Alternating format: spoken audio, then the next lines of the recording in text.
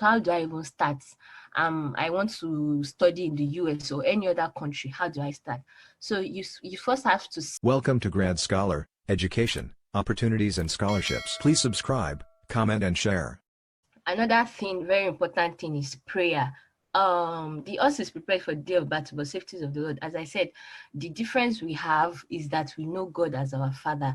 And then another important thing is God has different plans for each of us. And I'm glad that today and tomorrow different speakers will be talking. Not everyone is in the US. Some people are in different countries, in China, in Russia, some are in Nigeria. And the important thing is that they've all made it, and you can see that the grace of God in their lives makes the difference. So you don't necessarily have to come to the US. Do you understand? You don't necessarily have to come to China.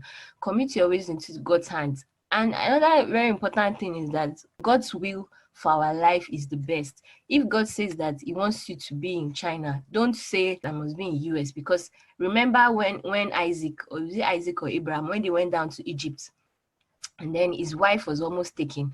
Like, it's, so many, even though he went because of the famine, but he faced a lot of challenges there. So there are some things that we can avoid if we are in the right location for us. The right opportunities, will come at the right location. So as you begin to pray, just tell God, Lord, where do you want me to be? Where is your plan for my life?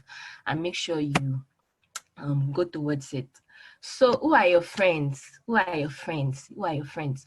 But before I go to who are your friends, another very important thing is know yourself. I naturally, many times, I am not self-motivated. I sometimes need someone to push me to do things. Well, you could be self-motivated. You could have goals and say I'm going for it, even if everybody around doesn't matter. Once you have a goal, so know your personality and know yourself. And then if you know that you're that kind of person, then work with people.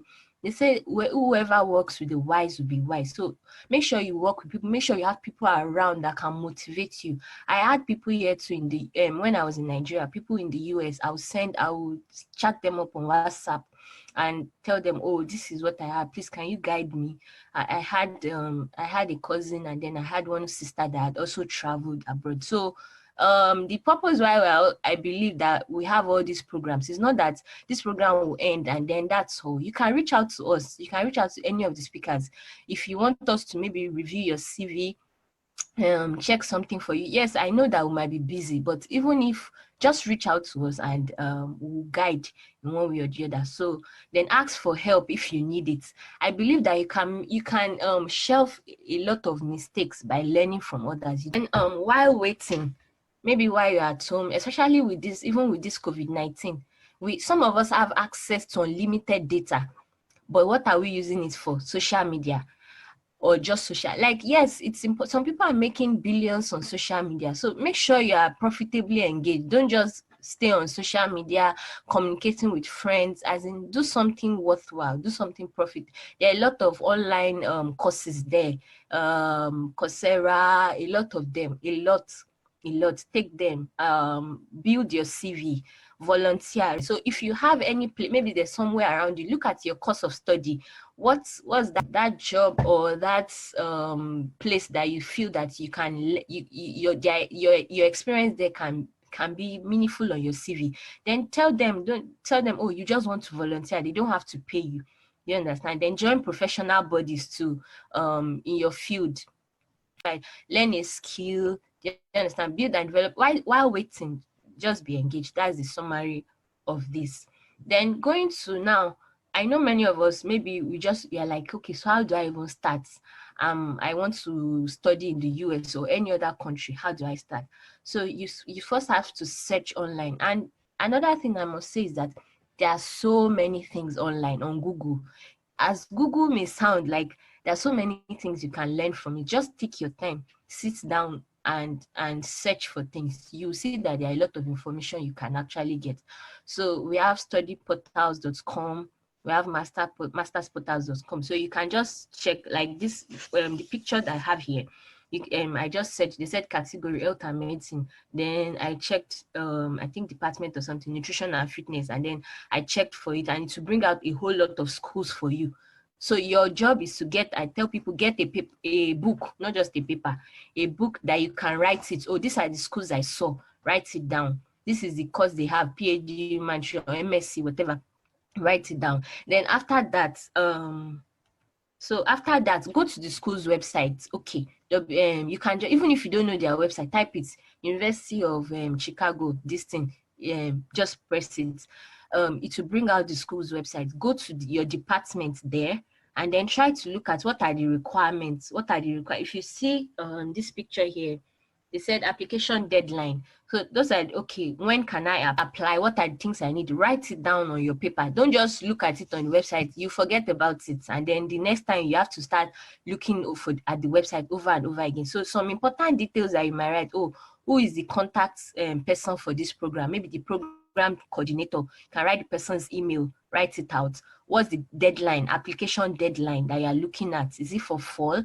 Now, fall usually starts in August, while spring starts in January. But we advise that many people that you target fall, because there are a lot of opportunities, scholarships, applications then, scholarships and assistantships then. So, what is the deadline for fall? What do I need to apply? Do I need my transcript? Do I need this thing? So write it down on a sheet of paper. Then constantly communicate with the school. So you've gotten the contact information of that person from that department. Tell the person, oh, hello, this is it. I recently completed this. Let them know what you've done, what you are doing right now. Even if you are not working, oh, you are volunteering right now. You can attach your transcripts, your transcript, unofficial transcripts, and your resume, so that they can see more details about you. It's not just enough to just write, I'm this, I'm like, show some seriousness. Oh, this is, if you've worked on anything before, you can write it. If you've written the GRE, or if you've not written the GRE, you can ask them, oh, what are the requirements for your admission? Do you require me to have GRE or not? You can see I was asking if TOEFL will be waived for me, because I was trained in English language. And as many of them replied, especially US schools, they'll tell you that, don't worry, we'll waive TOEFL for you. You don't have to write TOEFL. We know you were trained in English language. They will tell you, okay, all you just need is pay the application fee. An application fee can also be waived. So it's not in all schools that you have to pay application fee. I remember a particular scholarship I was trying to apply for. They didn't accept application fee for me. It was actually waived. And then, so you can ask any question it is you want to ask. So I'll rush through this. Your CV, basically what you need, your CV, please write and rewrite it. Send it somewhere. Let them look at it for you. Your statement of purpose, your transcripts, get it as soon as you can. Your recommendation letter, start talking to people. Oh, please, ma, in case I need any application, I might want you to be my recommender. I hope that's fine by you. Talk to people, your lecturers. And then if you have to take the GRE, fine. If you don't, fine. Especially with this COVID-19 period, please, I must emphasize that many schools are not even requiring GRE again. Application fee depends on country. So I'll just go through this. Your packaging is key. That's why you have to have people to revise it for you. Is this the right way or not? The statement of purpose, this is just like a sample. I remember the first statement of purpose I wrote, it had so many grammatical errors, I had a lot of things. But when I gave it to people and then they tell you, oh, correct this, correct that. And this is like a recommendation letter. If you need proficiency letter, you can get it from the University of Ibadan. So you don't have to write maybe TOEFL or IELTS. University of Ibadan or whichever school you attended can tell you, oh, this person can give you a document showing that you were trained in English. So while waiting, you can connect with the school's the students of that school. You can check LinkedIn, maybe University of Alabama, Tuscaloosa. Some people will pop out.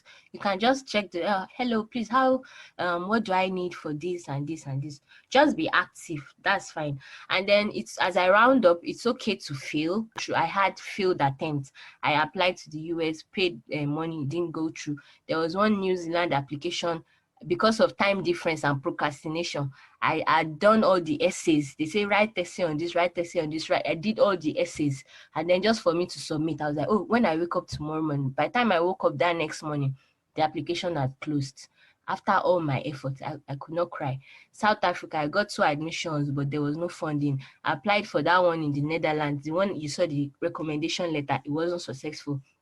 I had a lot of job applications. Some of them will not even reply. But the thing is that just keep trying, keep making effort. Don't stay somewhere. Work with the right people. And then with God on your side, God will surely make a way for you. So thank you.